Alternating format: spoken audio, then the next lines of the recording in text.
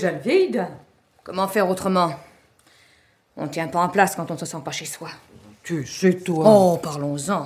J'ai dû céder ma chambre, je dors dans le salon, mon lit est à la place du canapé, le canapé est en pointe au milieu de la pièce, je ne sais même pas où ranger mon linge, quant à toi, tu couches dans la salle à manger. Et pendant ce temps-là, cette madame Clapin se prélasse au-dessus de ma tête. Mais elle n'appartient pas aux gens qui se prélassent. Elle occupe, c'est tout.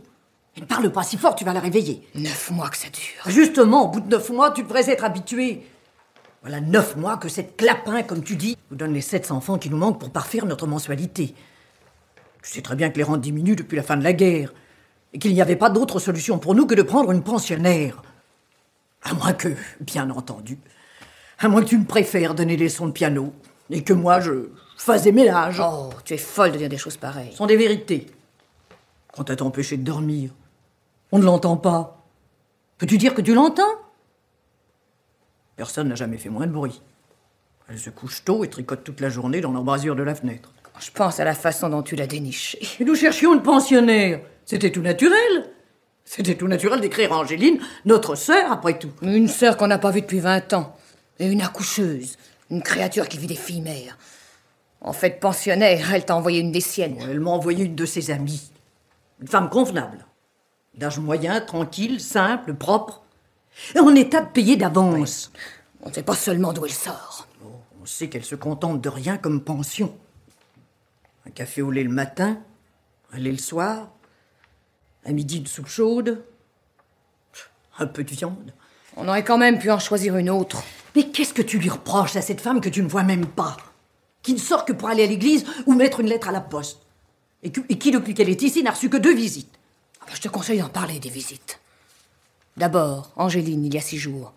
Et puis, il y a 4 jours, ce monsieur de Paris qui venait, soi-disant pour lui demander un renseignement qu'elle n'a pas pu lui donner. Oh, c'est lui-même qui me l'a dit en partant, et c'était un vrai monsieur. Comment le sais-tu? On n'est pas osé te le dire, mais après son départ, je suis allé me renseigner à l'hôtel de Paris. Le seul où un voyageur comme ça pouvait descendre. Et effectivement, c'est là qu'il était descendu, et où il a dit qu'il reviendrait à sa prochaine visite. Son nom? Valentin. Un nom d'emprunt, c'est probable. En tout cas, cette visite ne t'a pas beaucoup gêné. Depuis que Madame Clapin est chez nous, tout me gêne. Même nous qui nous entendions si bien et qui ne faisons plus que nous disputer. Et nos amis ne viennent plus nous voir, à commencer par Monsieur Pirêtre qui est si bien. Ouais, il faut l'entendre commenter notre imprudence. Il est juge d'instruction, sa profession le rend soupçonneux. À juste titre. Il voudrait savoir ce qu'elle vient faire à Langres, où bien évidemment elle ne connaît personne. Et d'où elle sort, et à quoi elle ressemble. Que lui répondre? Et l'abbé Bordier? Il la voit à la messe? Oui, mais il trouve que nous aurions dû faire une enquête discrète. Tu nous vois à cause de cet inconnu mêlé à une affaire de police. Oh, que vas-tu chercher? Tu dis des bêtises. Oh, très bien, très bien. Et le notaire? Tu l'as encore rencontré? Parfaitement, pas plus tard qu'hier. Je suppose qu'il dit toujours la même chose. Hier, il a insisté davantage. Toujours sans inquiétude au sujet de votre pensionnaire, mademoiselle Cadifon? Toujours bien sûr que vous n'hébergez pas une personne dangereuse? Équivoque? La vie en commun avec certaines personnes? Mais notre vie n'a rien de commun avec elle. Madame Clapin prend ses repas seule dans sa chambre. Ah, elle se cache? Pas le moins du monde. Elle désire simplement être tranquille pendant ses repas. Ma sœur, qui est seule à l'approcher, en fait l'éloge. Et jamais de visite? Sans importance. Il me semblait avoir vu quelqu'un sortir de chez vous la semaine dernière. Une personne qui s'éloignait furtivement, qui avait mauvais air, ça m'a paru singulier. Croyez-moi, soyez méfiante, mademoiselle Ida, soyez méfiante. J'espère qu'il ne faisait pas allusion à la visite d'Angéline. À qui d'autre? Je l'avais vue arriver, elle ne payait pas de mine. Heureusement qu'elle ne s'est pas attardée. On aurait cru une pauvresse. Ou une avare. Ne voulait-elle pas que nous augmentions la pension de Madame Clapin et partager la différence? Tu aurais dû m'appeler. Tu m'as déclaré une fois pour toutes ne plus vouloir la rencontrer. Ça n'empêche pas que tu m'envoyais 3 jours après au renseignement à Tonnerre. J'espère que le notaire n'en a pas eu vent et que ce n'est pas à cause de ce déplacement qu'il m'a parlé hier avec plus d'autorité que de coutume. Oh, cette insistance. Il ne peut tout de même pas savoir que la fameuse clinique d'accouchement n'existait plus. Et ce n'est pas non plus notre faute si Angéline vivait dans une espèce de taudis, ce qui d'ailleurs ne prouve rien. Non, le pire, c'est de l'avoir manqué de si peu. Sa logeuse disait qu'on venait de l'emmener. Mais tu es sûr que ce n'est pas parce qu'elle était simplement malade? Non. Non. La femme était formelle. Angéline était devenue folle, folle alliée, hurlante. Quand on est venu la chercher, elle s'est mise à crier, à frapper, à mordre. On l'a mise presque nue dans la voiture qui la conduisait à l'asile. Oh, je trouve cette crise de folie étrange, si tôt après sa visite ici. Pourtant, elle ne t'a pas paru... M'inquiète seulement. Oui. Instable. Bizarre, mais pas folle. Je te l'ai déjà dit. Et pas moyen de joindre les médecins qui l'ont fait emmener. Il paraît que l'un d'eux habitait Tonnerre autrefois et qu'il l'avait soignée. Comment est-il revenu? L'avait-elle appelé? Et maintenant, on ne peut pas l'abandonner. Il faut retrouver l'asile. Il faut avant tout nous séparer de Madame Clapin. Le malheur est entré chez nous avec elle. Et il faut avant tout que je lui montre son petit déjeuner. Un peu plus, tu me mettais en retard. Ah, c'est vraiment le comble. Une cadifon montant le café du matin à une Madame Clapin. Laisse donc, on ne ressasse pas éternellement les mêmes griefs. C'est intolérable. J'en ai pour un instant.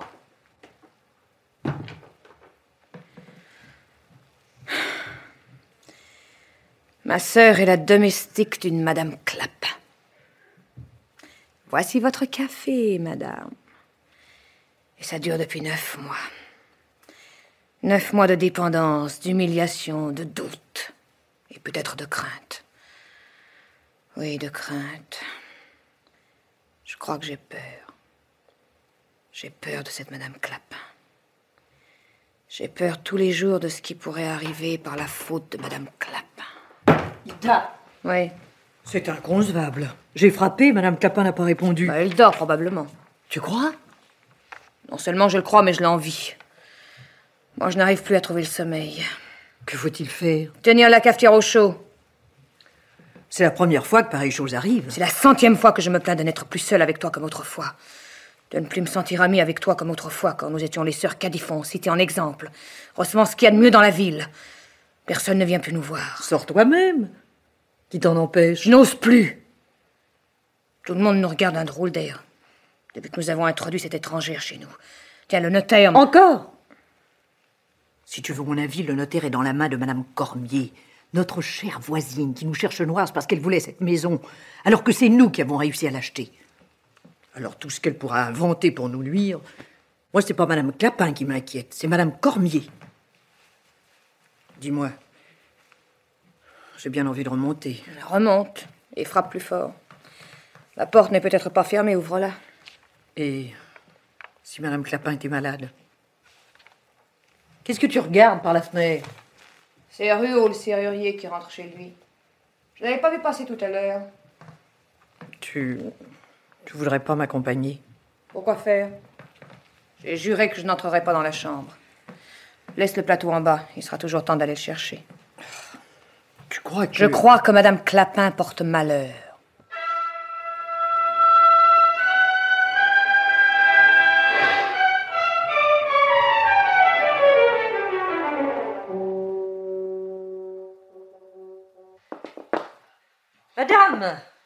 Madame Clapin, c'est moi, Ursule Cadifon.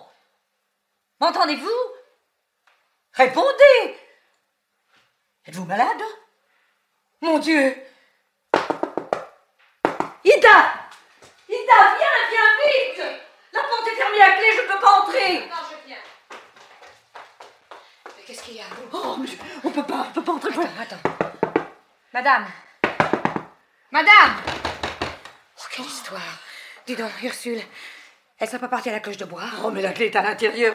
On ne voit pas le jour à travers la serrure. Elle serait pas morte? Oh, ne dis pas de bêtises. Il faut ouvrir, voilà tout. On ne peut pas rester comme ça. Attends. Faut un serrurier. Attends, Ruot est chez lui, je cours le chercher. Oui, va.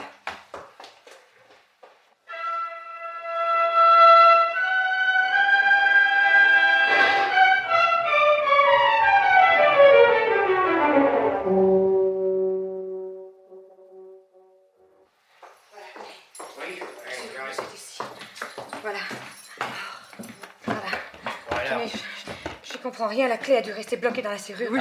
On peut plus entrer ni sortir. Eh ben, bonne occasion pour votre dame de sauter par la fenêtre. Enfin, si elle préfère passer par la porte comme tout le monde. Attendez que j'essaie de... Alors, Clé.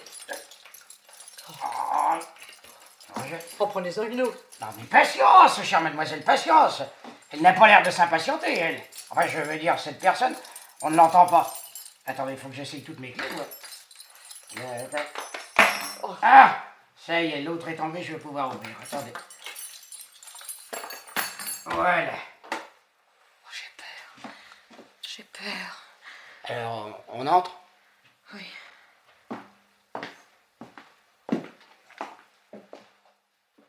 Bah, vous aviez raison. Elle est toute habillée et prête à sortir. Seulement, elle s'est remise sur son lit. Et elle dort. Elle dort. C'est bien ce que je pensais. Profondément. Oui. Avec tout le bruit que nous avons fait, c'est drôle qu'elle ne se réveille pas. Secoue-la un peu, Ursule. Madame! Mon Dieu! Mais elle ne bouge pas! Elle est morte! Mais non! Oh, elle respire! Oui. Eh ben, j'aime mieux ma manière à moi de respirer. Hein. Oh, il faudrait peut-être aller chercher un docteur. Il y a le docteur Lecoin sur la place. Mais j'y cours! J'y cours! Et dedans, elle a l'air fameusement tranquille, votre dame. Elle respire pas bien fort, hein. Elle respire de moins en moins fort.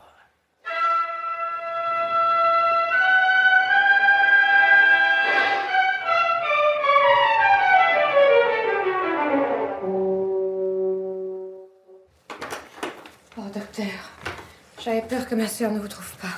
Je sortais. Voyons. Tenez, voilà. Rassurez-nous, docteur. Expliquez-nous. Oh, je vous en prie. Que voulez-vous que je vous explique? Vous voyez bien que c'est fini. Fini? Quand je dis fini, je parle pour elle. Pour vous, mesdames, c'est différent. Mais... Vous m'avez dit que depuis ce matin, elle dormait ainsi. Oui? Singulière idée de se mettre au lit en toilette. Ah, mais ces deux tubes de verre, là, sur la cheminée, ils sont vides. Cette personne avait-elle l'habitude de prendre des soporifiques? Pas que je sache. Alors c'est tout compris. Qu'est-ce qu'il a compris? Qu'est-ce que cela signifie? Ce que confirmera sans doute l'autopsie. Car sans l'autopsie, il n'y aura pas de permis d'inhumer. Cette femme s'est suicidée. Quoi? À l'enquête maintenant de dire pourquoi. Si elle peut. Je vais prendre les dispositions nécessaires. Tu as entendu ce qu'il a dit, Ursule? Une enquête. Elle s'est suicidée. Le médecin a pu se tromper. Dieu seul est juge. Il ne faut pas accuser les morts sans savoir. Oh, je crois que je devrais me rendre à la mairie pour faire la déclaration. Déclarer quoi? Ce que nous savons. Mais nous ne savons rien. Mais si! Il y a quelque chose que j'aurais dû te dire, qui expliquerait son acte. Madame Clapin n'avait plus d'argent. Quoi? C'était hier le terme. L'argent qu'elle attendait n'est pas arrivé. J'avais consenti à attendre un petit peu. Tu peux attendre longtemps maintenant, bête que tu es. Il était écrit que cette femme mentirait jusque dans la mort. Qu'est-ce que c'est? Qu'est-ce que ça peut être? Attends. On ne cherche pas. C'est le médecin des morts. Ils vont vite. Regarde, derrière ce monsieur, il y en a un autre. Attends, je vais ouvrir. Mais je n'aurai pas le courage de le mener jusqu'à la chambre. Alors, occupe-toi de l'autre visiteur. Oui, c'est ça. Oui. Par ici, docteur, si vous voulez bien me suivre. À qui ai-je l'honneur? La police, mademoiselle. Je me présente, Roger Dancy, commissaire à Langres.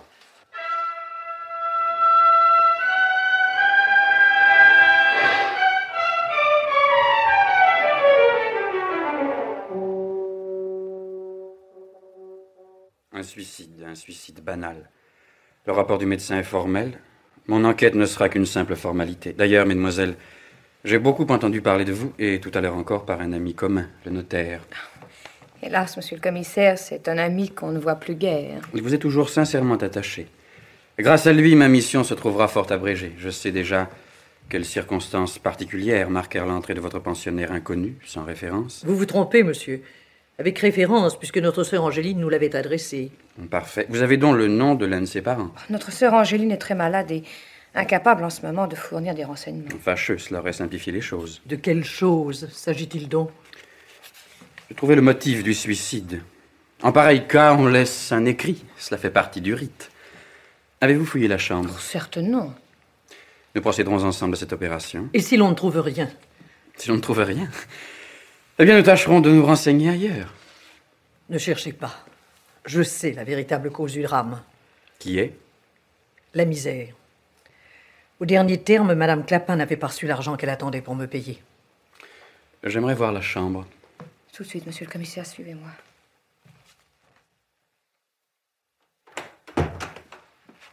Voyez, c'est ici. Si vous voulez entrer. C'est la seule pièce qu'elle occupait? La seule, oui. Tout ce qui lui appartenait se trouve ici. Tout. Peu de choses, votre sœur doit avoir raison. Est-ce vous qui l'avez habillée? Non, nous l'avons trouvée ainsi. Personne méthodique, soigneuse, vêtements pliés, la clé sur la malle. Rien ne traîne sauf les 2 tubes de Véronal. Elle nous attendait. Elle a brûlé ses lettres dans la cheminée.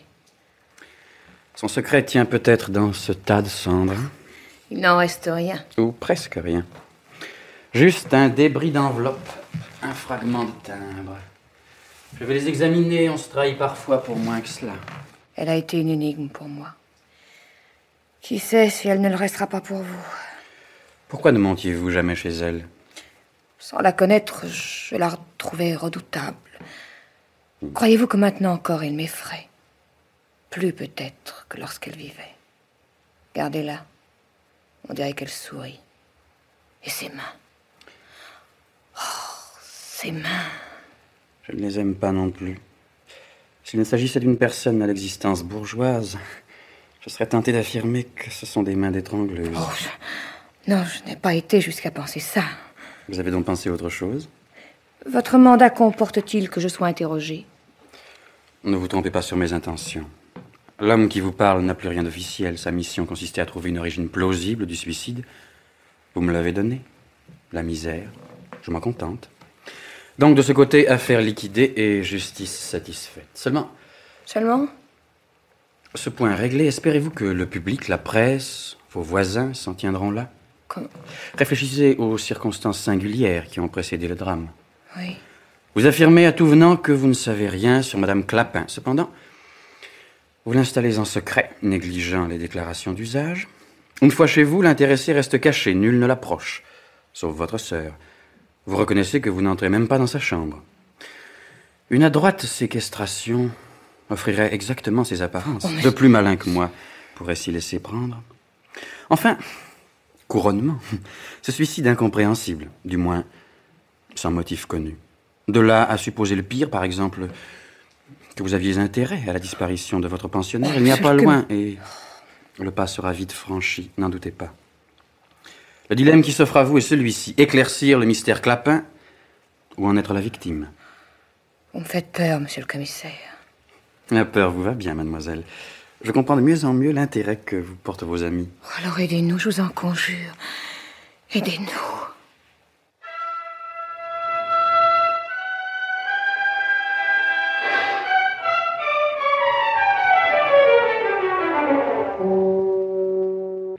Mademoiselle Ida, je craignais de ne pas vous trouver. N'avais-je pas raison? La ville est dressée contre vous. Quelqu'un semble vous en vouloir activement. Mais qui? Ce serait absurde d'accuser notre voisine, Madame Cormier, mais elle a fait faire une demande pour nous proposer de racheter notre maison à un bon prix. Mais peut-être serez-vous obligé d'accepter cette offre et de quitter le pays, à moins... Dites. À moins que vous ne m'aidiez à percer le mystère Clapin. Je suis votre ami, croyez-moi. Il faut que vous m'apportiez votre collaboration. Moi, je vais me rendre à l'asile où l'on a placé votre sœur Angéline, Madame Miro. Quant à vous, il faut vous préparer à partir aussi, car vous acceptez, n'est-ce pas, que j'ai besoin de vous? J'accepte, mais partir... Partir comment? Aller où? À Blaiseau, dans la Côte d'Or. Pourquoi Blaiseau? Vous vous souvenez de ce bout d'enveloppe que j'ai trouvé dans la cheminée de votre pensionnaire parmi les papiers brûlés? Oui. Il portait intact le timbre de la poste de cette ville. Il s'agissait probablement d'une lettre d'affaires. À en juger par ce que nous savons de Madame Clapin, elle ne devait guère correspondre qu'avec des notaires et pour des questions d'intérêt. En 10 minutes, une femme adroite peut obtenir d'eux, à défaut du passé de la morte, son nom véritable et son lieu d'origine. Cette mission que je vous confie. Oh, vous croyez... Est-ce bien utile? Si c'est utile. Tenez, lisez le journal de ce matin. Le voilà. L'éclaireur, édition spéciale. Un drame mystérieux, place Saint-Martin. Les demoiselles Califon seraient entendues par la police. Vous voyez que c'est urgent, il faut partir le plus tôt possible. Si à Blaiseau vous avez besoin de moi, appelez-moi à votre aide, je viendrai immédiatement. Promis? Promis.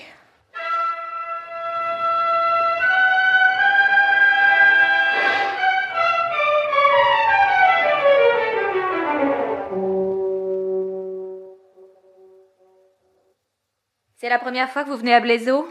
Oui. Vous comptez rester longtemps? Je ne sais pas encore, ça dépend. En tout cas, j'ai eu bien de la chance en sortant de la gare de trouver votre frère et de lui demander mon chemin. Il m'a indiqué votre maison en me disant que vous aviez une chambre à louer et que je serais bien mieux chez vous qu'à l'hôtel. Ah, ça pour sûr, c'est pas grand-chose l'hôtel. Tenez. Voilà votre chambre. Oh, Quoi, la chambre vous plaît pas? mais si, elle est très bien, très propre. C'est seulement là, près de la fenêtre, cette table, ce fauteuil, ça m'a rappelé une autre chambre où la table et le fauteuil étaient placés de la même manière. Ouais, c'est notre ancienne locataire qui l'avait rangé comme ça. Vous avez encore besoin de moi? Non, je vous remercie. Ah, je voudrais simplement vous demander à qui je devrais m'adresser pour demander un renseignement. Au père, si ça vous gêne pas de vous trouver avec nous en famille. Ah, entrez donc, mademoiselle, entrez. Vous gênez pas. Ben oui, Christine m'a dit que vous aviez un renseignement à me demander. Oh, je voudrais simplement savoir s'il se trouve à Blaiseau un notaire ou un homme d'affaires. Oh, le notaire, il habite notre rue. Farizet qui s'appelle. Espérons que maître Farizet Ouais. suffira pour m'éclairer. Il ne me reste plus qu'à vous remercier, Non, monsieur. allons, vous n'allez pas nous quitter déjà. Une soirée solitaire, ça manque de gaieté. Restez donc là, mademoiselle. À moins que le cœur y soit pas. Au contraire. À la bonne heure.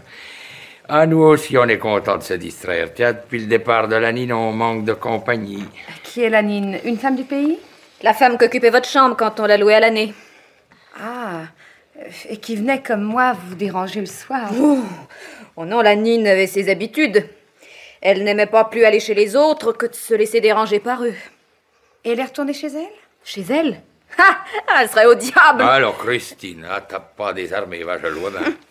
Ah, madame, lorsque deux femmes sont ensemble, le lait finit toujours par s'aigrir. En vérité, la Nine, c'était une personne bien simple et puis bien tranquille. Eh ben, vous ne disiez pas ça quand Hurtaud montait chez elle. Hurtaud était un ivrogne. Je redoutais le scandale, moi. Vous n'aimiez pas la Nine? Personne l'aimait, sauf Hurtaud. La Nine, c'était son idée fixe. Une idée vieille de 20 ans. Oh, expliquez-vous. Ben, il faut vous dire, mademoiselle Coston-là, la Nine était louée chez les Bernard à Froidure. Une petite pas belle, mais enfin qui passait pour brave à la besogne, et avec des yeux qui se le cherchaient à incendier leur homme. Comme il ne pouvait pas arriver à ce qu'elle quitte les Bernard, Hurtaud s'est engagé chez eux. Alors là, supplication pour le mariage et tout, quoi. Pourquoi que la Nine refusait Costination? Est-ce qu'elle avait deviné qu'Hurtaud valait pas grand-chose? Ma foi, c'est bien possible. Toujours est-il que la voilà grosse et qu'elle s'en cachait. Quand le moment d'accoucher est arrivé, elle est partie, soi-disant, chez des amis. Au retour, elle avait toujours l'air, comme d'habitude, bien sûr, mais pour s'être trop longtemps serrée, elle avait accouché d'un enfant mort. C'est là-dessus que Hurtaud commença à boire, quoi. Les Bernard ont été obligés de le mettre à la porte, la Nine a cessé de le voir, les années passent, et puis il y a 3 ans, le dernier Bernard meurt. La Nine, devenue libre, vient s'installer chez nous. Et il n'y était pas depuis 24 heures que l'Hurtaud se représente. Ben. Oh, le pauvre vieux, la vie l'avait rôdé de partout. Hein. Du beau gars dans le temps, qu'est-ce qui restait donc? Il avait tout perdu, maison, champ, puis on n'était pas sûr que sa chemise était à lui. Eh bien, madame, à travers toutes ces misères, son amour pour la Nine était resté intact. Eh bien, vous avouerez qu'une passion pareille, et puis durant toute une vie, ben, ça mérite qu'on s'y arrête, ça, non? Oui, peut-être qu'on l'envie. Enfin. Bonsoir, Christine. Bonsoir.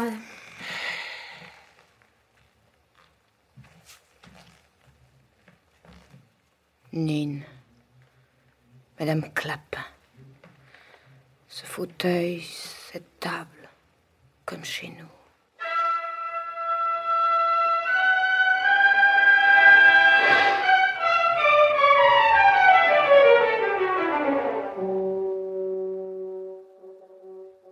Déjà levé? Oh, depuis longtemps, je reviens de chez maître Farizet, il était absent. Vous vous êtes promené dans le pays? Oui.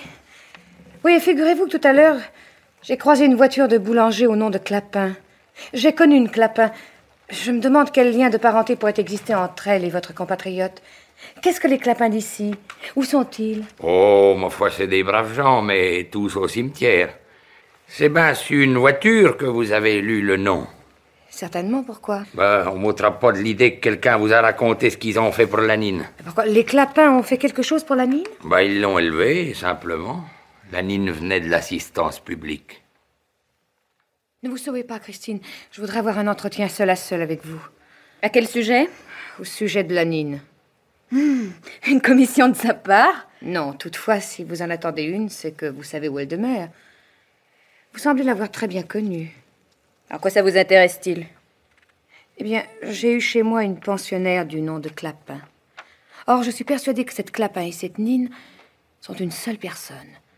Je veux découvrir quel mystère se cache derrière elle. Bonne chance. La Clapin est mêlée à ma vie.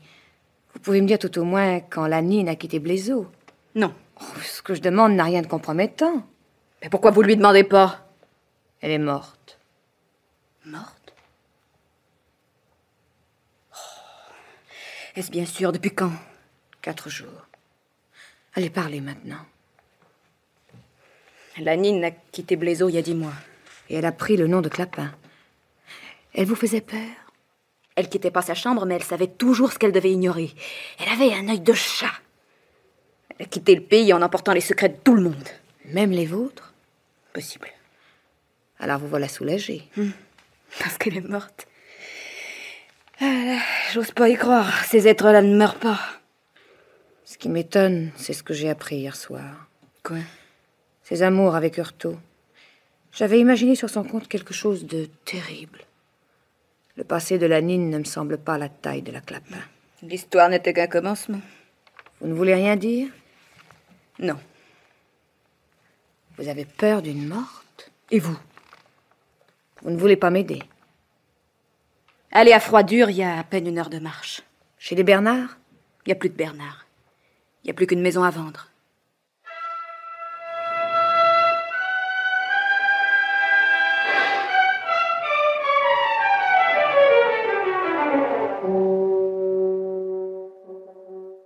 Vous désirez? Visiter. Inscrivez votre nom et votre adresse sur le registre. Oh, mais je ne sais pas si je donnerai suite. Oh, mais ça fait rien, c'est l'usage. Bon, comme vous voudrez. Tenez. Quelle est la superficie du parc? 12 hectares. Clos de mur. Ah bon? Les bâtiments sont considérables. Oh oui, mais il n'en occupait qu'une partie. Puis-je voir? Bon, si vous voulez, et par ici. Oh, singulière entrée. Mais elle donne sur la cuisine. Ça lui faisait pas honte. Et quelle cuisine? C'est un taudis. Il y a vécu 20 ans sans réparation, quoi, c'est tout. Et ça, là, qu'est-ce que c'est? Sa chambre. Sans fenêtre? Et ce réduit? La chambre de son ami. La Nine? Ah, on vous avait prévenu. En tout cas, vous pourrez pas dire qu'elle s'était mise loin pour le soigner. Ni qu'elle avait des goûts de luxe. Il a été malade longtemps. Mort subite. Ah. Quoi, qu'est-ce que vous supposez? Ils ont vécu 22 ans ensemble sans que personne ait jasé. C'est preuve qu'ils s'accordaient, non? Tuer Bernard, pour ce que ça devait y rapporter, hein? Qui vous parle de ça? Oh, les gens sont si méchants. Vous faites allusion au procès? C'est parce qu'on a voulu la déposséder. Oh, elle n'a pas tout perdu, elle a gardé les terres. Oui. Ah ben, c'est l'essentiel. Un château sans terre ne vaut pas grand-chose, vous le savez bien. Alors la propriété vous intéresse pas? Sans terre, non. Bon, tant pis. Mais si je pouvais racheter... Oh non, trop tard, elle a vendu. Tout? Il y a 1 an. Mais alors elle est riche. Bah, sans doute. Qu'a-t-elle fait de cet argent? Bah, allez donc y demander. Bonsoir, madame.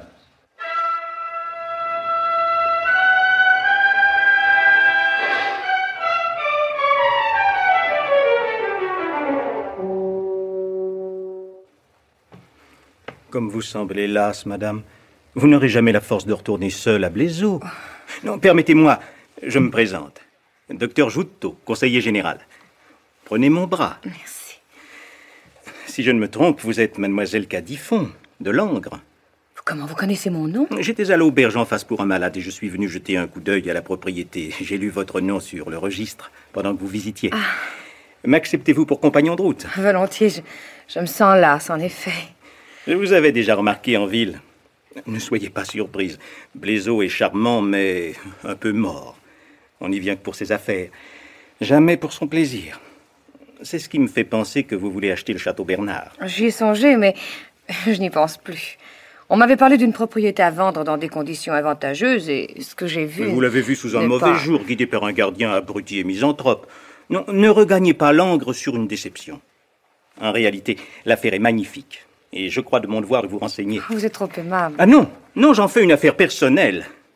J'ai une passion, la politique. Or, il importe beaucoup pour moi qu'avant les élections, disparaissent du pays tous les ferments de division qui a jeté cette vente. Ils ne disparaîtront qu'avec l'installation d'un nouveau propriétaire. Et en principe, je suis pour l'acheteur, quel qu'il soit. Oui, mais ce que j'ai vu dépasse mes moyens. Sans doute n'avez-vous parlé qu'au notaire. Il a les dents longues. Si vous vous adressiez directement aux héritiers, vous auriez de meilleures conditions. Allez les voir. Ils habitent Tonnerre. Ah, Tonnerre. Vous connaissez? Non, mais ma sœur y habitait. Si vous y allez quelquefois, comme je le suppose, peut-être l'avez-vous rencontrée, Madame Angéline Miraut. Madame Angéline Miraut? Oui. C'est possible. Je ne suis pas très sûr. Ah, oui, oui, voilà qui me revient. Cette dame Miraut avait pour amie une de mes anciennes clientes. Madame Clapin, peut-être. Justement. Oui, admirez ce hasard, Madame Clapin est notre pensionnaire. Puisque l'occasion s'en présente, pourriez-vous me donner des nouvelles de cette chère femme dont je ne sais rien depuis longtemps? Mes rapports avec elle ont toujours été assez rares. Si je ne me trompe, sa santé ne donne aucune inquiétude. Allons, tant mieux, tant mieux.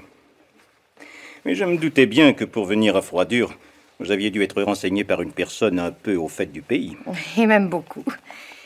Ignorez-vous que Madame Clapin était connue ici sous le nom de la Nine? Non. Non, y voyez-vous un inconvénient? Aucun, bien entendu. Une chose me surprend.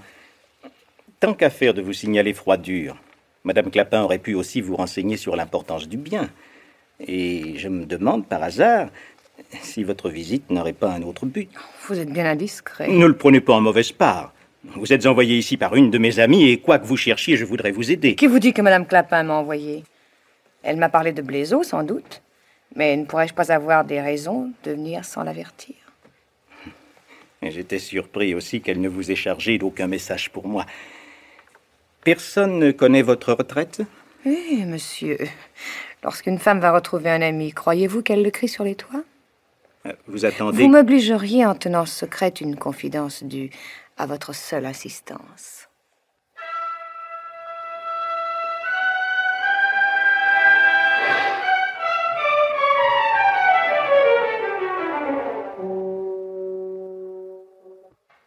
Ah, mademoiselle, je vous attends depuis 2 heures. Vous avez reçu une visite ce matin après votre départ. Il reviendra ce soir. Qui? Joutteau, le médecin. Oh, il n'a pas eu la patience d'attendre. Il est venu au-devant de moi. Il me quitte à l'instant. Donnez-moi vite du papier et de l'encre, s'il vous plaît. Et vous avez parlé? Très peu. Et lui? Plus qu'il ne croit. Il sait tout au sujet de la Nine. Je le crois, oui. Rendez-moi un service. Portez ce télégramme à la poste, tout de suite. Entendez-vous tout de suite. Vous appelez un commissaire? Mais vous allez mettre le feu aux poudres? Ne craignez rien. C'est un ami. Je touche au but. La dernière partie est trop forte pour moi. Je préfère que ce soit lui qui la joue. Demain, Christine, demain. Demain, il n'y aura plus de mystère. Nous recommencerons à vivre comme autrefois. Je savais pas qu'il y avait un mystère. Alors, je cours.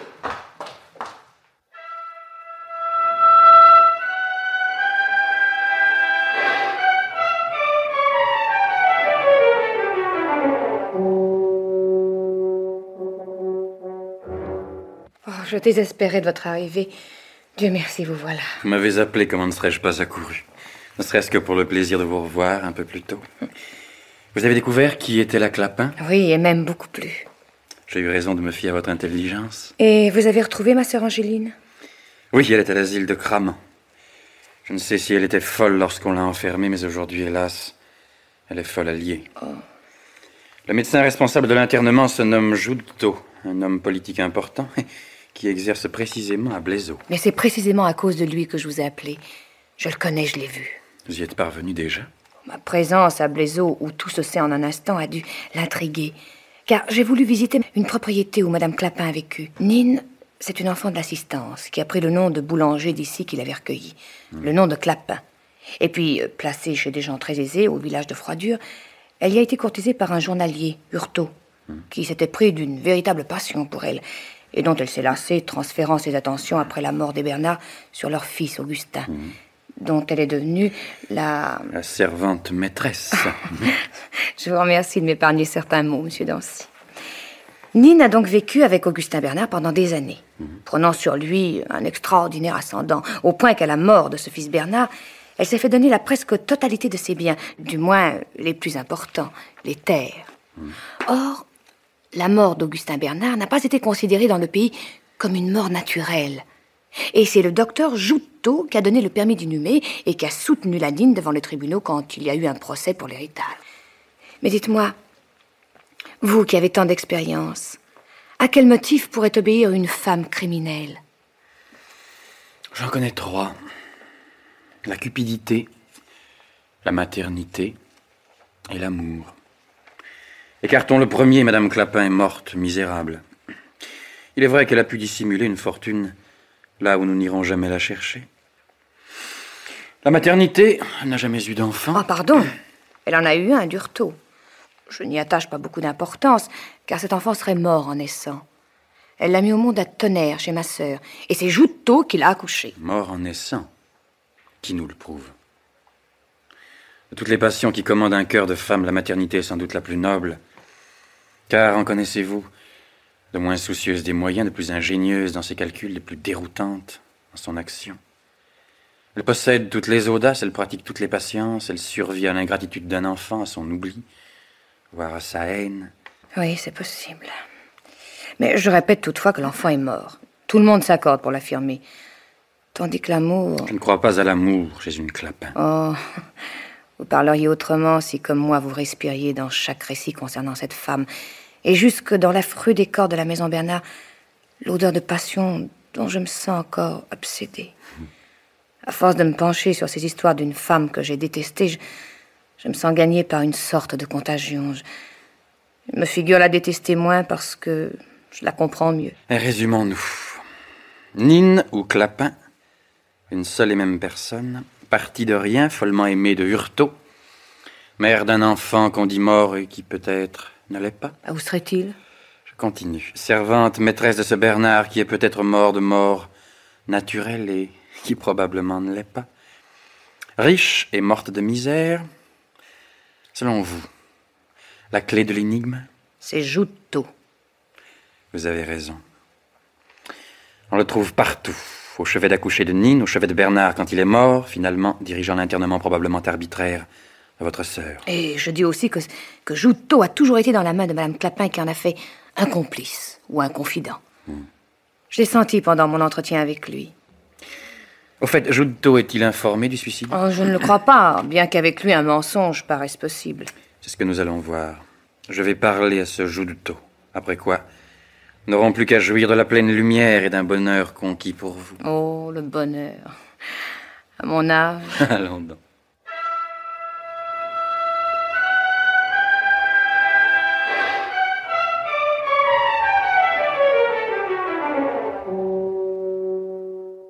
Docteur Joutot? Oui, monsieur. Je m'excuse d'avoir forcé la consigne pour parvenir jusqu'à vous. Votre servante s'y opposait. On m'a dit que vous étiez très occupé. Très occupé, en effet, monsieur. Sur le point de partir pour Dijon, où de hautes fonctions départementales m'appellent. Alors, de quoi s'agit-il? D'une urgence? Dans une certaine mesure, oui. Mais notre entretien peut avoir lieu ici. Il s'agit d'une brève consultation. Pour vous? Vous ne semblez guère malade. Et je vous répète que je suis très pressé. Je dois prendre un train. Je ne vous retarderai pas, mais j'insiste, il s'agit d'une de vos amies. D'une amie? Je ne comprends pas. Nommez-la. De qui s'agit-il? Et peut-être devrais-je dire plutôt d'une de vos clientes que je viens d'aller voir et qui m'a paru dans un triste état. Son nom, monsieur? Madame Miraut, Angéline. Ah, celle-là. Oui. Y a-t-il longtemps que vous avez été la voir? Et en quoi cela vous concerne-t-il? Et pourquoi voir les malades qu'on ne peut soulager? D'ailleurs, on la soigne, là où elle est. Alors? Qui sait pourtant si votre présence, de temps à autre, ne lui procurerait pas un mieux momentané? Une cliente si fidèle, qui vous était attachée. Bah, moi aussi, j'éprouvais pour elle de l'attachement. Mais les circonstances nous ont séparés. Vous n'ignorez pas que, chargé d'intérêts politiques considérables... Oui, je sais. Et alors, partagé entre ma clientèle et les devoirs de conseiller général, j'ai dû, malgré moi, renoncer à la suivre. Oui, mais elle n'a pas renoncé à vos soins. À preuve de sa dernière crise où elle tint à se mettre entre vos mains. C'est vous, en somme, qui avez assisté à son départ de tonnerre. On a confiance ou on ne l'a pas. Elle a eu confiance au point de faire appel à vous plutôt qu'à sa famille. Quel éloge. Vous m'honorez. Ce qui me surprend, c'est qu'elle est tenue à cacher son adresse. Un pareil désir d'incognito, explicable à la rigueur chez une folle, m'étonne davantage chez les gens raisonnables qui l'emmenaient. C'est d'ailleurs pourquoi, ayant lu sur le certificat d'admission votre nom, si connu à tous égards, et d'autre part, passant près de Blaiseau, j'ai souhaité vous demander... Me demander? Eh bien, en même temps que votre avis sur ce cas médical qui s'est présenté si vite, à quoi correspondaient toutes ces précautions? Je ne suis pas indiscret. Ah, cela dépend. J'aimerais, certes, vous donner des détails. Pardon, des éclaircissements. Mais le malheur veut que je sois astreint au secret professionnel. Et faute de me trouver en face d'un tuteur ou d'une personne mandatée par la famille... Je vous parle au nom de mademoiselle Cadifon, sœur de l'intéressé. Et dans ma hâte à vous parler de madame Miraut, j'ai omis de me présenter. Roger Dancy. Enchanté. Mais pourquoi mademoiselle Cadifon ne m'a-t-elle rien dit elle-même? Elle est à Blaiseau. Ne préférez-vous pas vous en tenir à mon mandat? Un mot de moi et je rassure tout le monde, sans compromettre personne. Si votre parole doit suffire, pourquoi pas la mienne? Dommage que tout le monde ne se soit pas montré aussi discret que vous. Vous oubliez qu'il y a eu des tiers. Pardon. En l'occurrence, j'étais seul. Seul en fait, mais derrière vous, au loin. Mademoiselle Cadifon ne vous a-t-elle pas dit qu'elle hébergeait chez elle madame Clapin? Eh bien, monsieur, puisque madame Clapin vous a fourni les explications qu'elle jugeait utiles, tenez-les pour confirmer. Quelle qu'elle soit? Assurément. Même si elle se lie à des événements éloignés de la question, par exemple votre rôle dans la mort d'un nommé Bernard. Vous rendez-vous compte, monsieur, que ceci n'a rien à voir avec la santé de madame Miraut? Ayant épuisé le sujet qui pourrait vous intéresser, je vous prie de retourner à vos occupations, en me laissant libre de poursuivre les miennes. Qui vous prouve qu'en insistant, je sorte de mes occupations? Je vous ai donné mon nom tout à l'heure, mais j'ai omis ma fonction, je répare. Roger Dancy, commissaire à Langres, et procédant à une enquête sur les causes du suicide de madame Clapin. Vous dites? Madame Clapin s'est suicidée? Étrange, n'est-ce pas? Monsieur le conseiller général, si nous reprenions notre entretien? Nous le reprendrons, s'il vous plaît, sur un autre ton. Si c'est un accusé que vous cherchez, vous faites fausse route. Et vous trouverez en moi un homme résolu à se défendre par tous les moyens. Fût-ce à vos dépens. Si c'est simplement un collaborateur au cours d'une enquête délicate, soit, je ne refuse pas de vous aider. Mais j'entends savoir où vous allez. Ce que je cherche, je vous l'ai dit. La cause du suicide de madame Clapin. Pourquoi je vous interroge? Parce que c'est vous qui avez donné le permis d'inhumer de Bernard. Parce que c'est vous qui avez soigné Angéline Miraut. Parce que, je suppose, c'est vous qui assistiez à l'accouchement de madame Clapin. Et enfin, parce que je crois ces événements intimement liés au suicide. J'ai assisté, en effet, madame Clapin, il y a 20 ans, à la clinique Miraut, lorsqu'elle y accoucha d'un enfant mort. Êtes-vous sûr qu'il soit mort? Je n'ai pas été chargé de la déclaration à l'état civil. Je m'en tiens aux affirmations de la mère et de madame Angéline Miraut. Plus tard, appelé auprès de Bernard, amant de madame Clapin, je juge acceptable de certifier que la mort est due à une attaque. Les apparences y étaient. Enfin, récemment, je soigne madame Angéline Miraut. Sur les instances de madame Clapin? Et sur ces instances. Vous avez pu vérifier vous-même son état mental. Ainsi, de ces 3 chefs d'inquiétude, rien n'a tiré en ce qui me concerne. N'est-il pas vrai? Alors tenons-nous-en à madame Clapin, unique personne à mettre en cause. Ici, en effet, oui, à la lumière des simples faits, impossible de ne pas ressentir quelques troubles. Enfin, libre à vous de fouiller les broussailles. Et à votre place, j'y renoncerai. Assuré que le monde n'y perdra rien et que trop de pièges encombrent les sentiers. Car enfin, dès lors que vous commencerez, se posera la question Bernard. Mort naturelle ou assassinat? Il suffira que le public doute, même si madame Clapin est innocente, le scandale éclatera. Et puis ce n'est rien encore. Il y a la possibilité d'une falsification d'état civil à la naissance de l'enfant déclaré mort-né. Il y a la possibilité du vol des titres quand madame Clapin a quitté le château. Il y a enfin les relations inquiétantes de Madame Clapin avec la clinique Miraut. Relations qui, sans doute, amèneront plus d'une découverte fâcheuse pour Madame Miraut. Et par contre-coup, pour cette demoiselle Cadifon, dont vous souhaitez défendre les intérêts. La seule évocation du testament Bernard devant un tribunal a mis pendant 3 ans ce pays en révolution, alors que sera si vous évoquez le reste? Et dans pareille bataille, comment ne pas gager que vous en deviendrez la première victime? Et oui, ce sont les mêmes considérations qui, jadis, à la mort de Bernard, m'incitèrent, quels que fussent mes appuis, mon expérience, ma situation, à une attitude de stricte prudence.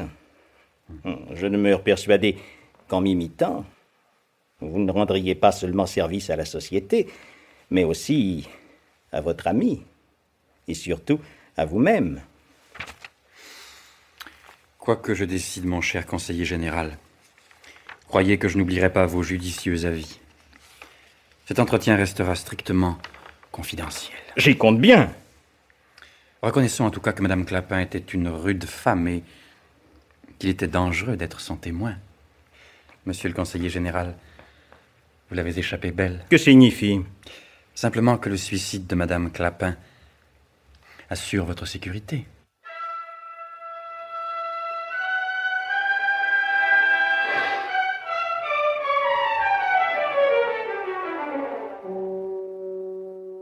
Oh, comme vous avez été long. Oui. Il s'agissait d'une longue explication. Oui, d'une longue histoire que vous avez définitivement éclaircie, n'est-ce pas? Qu'il convient définitivement d'enterrer. Quoi? C'est vous qui parlez ainsi? Disons plutôt que c'est la sagesse humaine. Une sagesse qui couvre un assassinat, un suicide et Dieu sait quoi encore. Une sagesse qui rend la paix aux morts. Et les vivants, qu'en faites-vous? J'avais raison d'avoir peur. Plus que jamais, Langres va nous condamner. Il est trop tard pour savoir la vérité, Ida. Nous sommes sans preuve. Le témoignage d'Angéline Miraut n'aurait aucune valeur. Mais il y a au moins quelqu'un qui pourrait peut-être parler. Qui cela? Vous avez oublié le visiteur de Madame Clapin? Celui qui avait promis de revenir. Il venait demander des renseignements, non les fournir, puis reviendra-t-il? Oh, laissez-moi le croire. Ne serait-ce que pour moi. Je le souhaite de tout mon cœur. Allons, la nuit va bientôt venir, laissez-moi vous ramener à Langres. Non, c'est inutile, laissez-moi. Je n'ai pas peur de la nuit. Elle est en moi.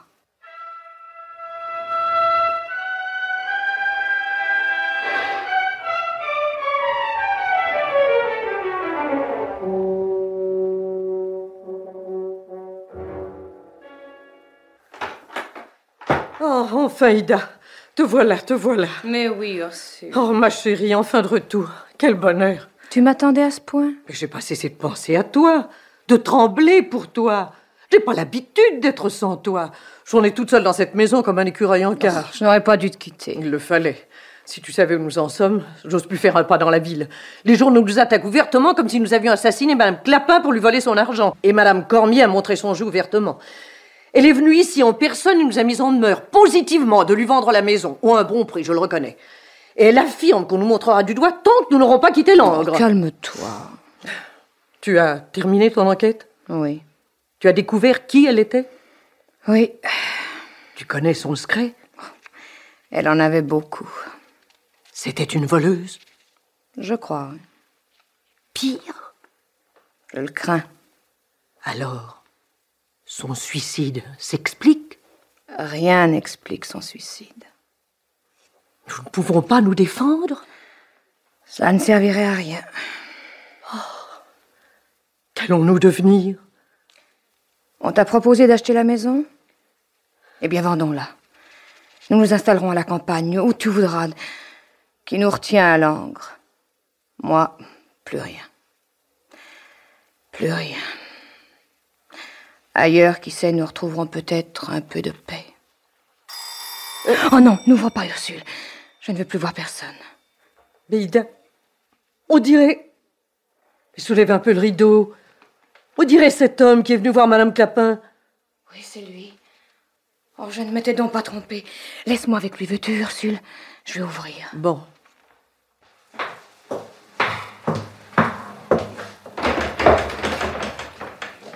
Je suis mademoiselle Ida Cadifon. Ma sœur est sortie. Entrez, monsieur. Je crois que vous êtes déjà venu, n'est-ce pas? Vous êtes bien Monsieur Valentin? Mademoiselle, je n'ai plus aucune raison de dissimuler mon identité. Je suis le comte de Valude. Voulez-vous me suivre au salon?